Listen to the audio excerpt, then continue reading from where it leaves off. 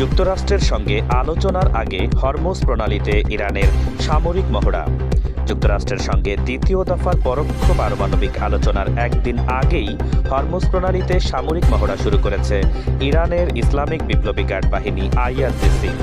আইআরজিসির জনসংযোগ বিভাগের এক বিবৃতিতে বলা হয়েছে, smart control of the strait of Hormuz শীর্ষক এই মহড়ার লক্ষ্য তাদের নৌবাহিনীর অপারেশনাল প্রস্তুতি মূল্যায়ন করা।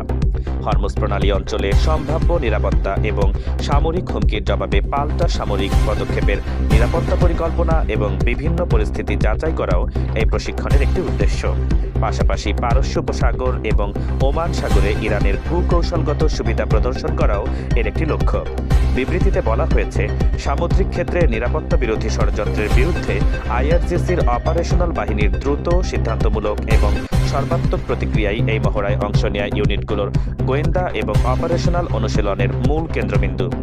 হরমুজ প্রণালী পারস্য উপসাগর এবং ওমান উপসাগরের মধ্যে অবস্থিত বিশ্বের অন্যতম কৌশলগত গুরুত্বপূর্ণ নৌপথ এবং পারস্য উপসাগর থেকে উন্মুক্ত সমুদ্রে যাওয়ার একমাত্র সমুদ্রপথ হিসেবে বিবেচিত। তেহরান এবং ওয়াশিংটনের মধ্যে উত্তেজনা বৃদ্ধির মধ্যেই এই মহড়া অনুষ্ঠিত হচ্ছে।